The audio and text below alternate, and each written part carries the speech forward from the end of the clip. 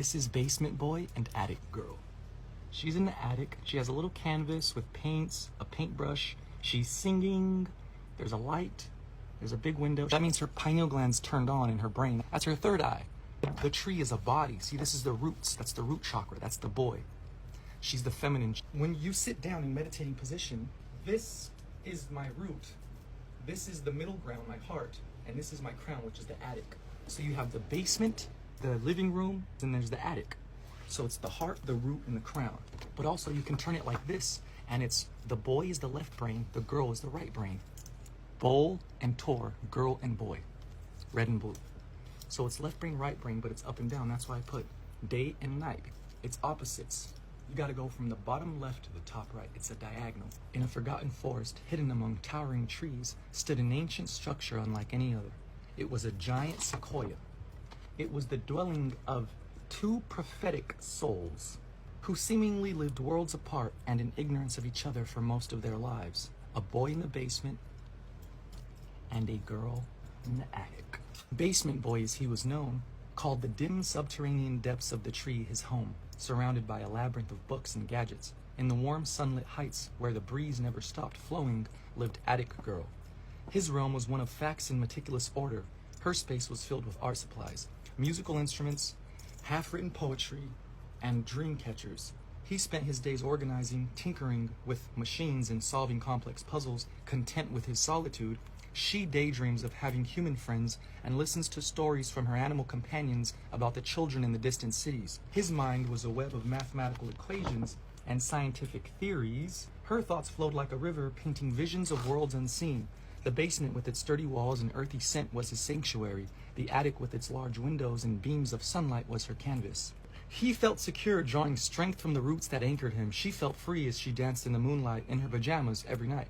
Basement Boy, with his strong, steady nature, took pride as he embodied his root chakra, making him comfortable at the foundation of the tree. He felt a deep connection to the earth and loved digging holes underground in hopes of finding treasure, bugs, or animals. Attic Girl embodied her crown chakra and was very honored. At the house's highest point is where she felt most powerful. She loved the stars and had a vast imagination, dreaming of far-off places as she gazed out of the attic window.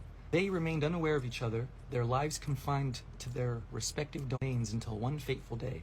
A storm unlike any other struck the forest, plunging the house into darkness. Thunder roared and lightning illuminated the house with eerie brilliance. The storm's ferocity shook the old treehouse, and a sudden powerful bolt struck it, sending a shudder through its foundation. The force of the storm dislodged a forgotten door in the basement. Basement Boy, curious and cautious, lit a candle and ventured through it, finding a narrow spiraling staircase that led upwards towards realms unknown. Meanwhile, in the attic, a gust of wind blew open a trapdoor. Attic Girl, fluttering with anticipation, crawled through it, and suddenly the floor collapsed, sending her into the depths of the house. Basement Boy, guided by his own curiosity and inner voice, climbed up the stairs. As Basement Boy ascended and Attic Girl descended, they came to the heart chakra. The storm was getting more intense. Basement Boy entered the room and immediately felt the breeze on his shoulder, followed by a young girl's scream. He immediately tossed his candle to the fireplace and stretched out his arm. Attic Girl passed out as she fell, and as she was waking up in the arms of Basement Boy, the fireplace started to flicker, and its glow revealed their presence for the first time. The air was thick with the energy of countless ages as their eyes met. They felt an undeniable connection, as if they had known each other for lifetimes. At the moment, logic and intuition had collided, creating a spark that illuminated the entire room. "Who are you?" asked Attic Girl, her voice a melody of wonder. "My name is Leo," he answered, his tone steady and firm. "I live in the basement." "Really?" she asked in astonishment. "Of course," he explained. "I have no reason to lie." "Wow," she exclaimed. "Well, I'm Luna, and I live in the attic." There was an instant recognition, a feeling that transcended verbal communication. Their differences blended seamlessly, forming perfect harmony. Their conversations were a blend of reason and creativity. They felt an overwhelming sense of destiny as they spent days exploring their home together. Each discovery they made brought them closer, revealing the house's true nature. Over time, Luna started learning things from Leo, and Leo started to express himself. Leo was fascinated by the stars as he looked through her telescope, and Luna was amazed at the critters that were under his magnifying glass. As they learned more about each other and adopted each other's ways, they kept feeling an unseen force, as if an invisible thread was pulling them to the center of the house. To the heart of the tree, actually. They finally couldn't ignore this feeling, so they followed their sixth sense, where they found a hidden chamber with an altar at its center, inscribed with symbols that they instinctively understood. Drawn together, they stood before the altar, their hands touching and hearts racing as they placed their hands on it. In a moment of perfect unity, they merged their minds and hearts, their combined essence unlocking the divine magic that lay quiescent. A powerful wave of energy surged through them, igniting a fire that had laid dormant for centuries. Their love, born in the meeting of opposites, became a force of creation, and the tree began to awaken. They had become one, the embodiment of balance and harmony. The synchronization of their energies brought the treehouse to life. It was not just a giant sequoia, but a vibrant living being, imbued with ancient mystical power. Symbols and runes on the walls everywhere began to glow and pulse with life, telling stories of harmony, balance, and union that brought forth miracles. They realized their connection was much deeper than they could have ever imagined. They were not merely inhabitants, but the left and right brains to a greater being, the treehouse itself. They understood their incompleteness without each other, and that their unity is the key to awakening its full potential. Each connection between them made the house respond in extraordinary ways. When they held hands, the house shook with excitement. When they hugged, hidden rooms revealed themselves, as well as valuable treasures and artifacts with immense power. As the years passed, their bond grew stronger. When they fully expressed their love, the house revealed its ultimate secret.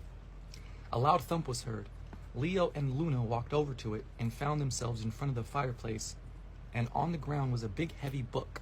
Leo picked it up and discovered it was a hearth manual.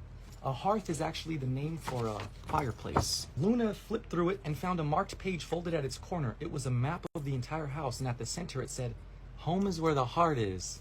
They both looked at each other with uncertainty, but Luna yelled, "Earth spells heart." And suddenly Leo realized and said, "Of course, our home is the earth, which is where the heart is. The heart of the entire universe.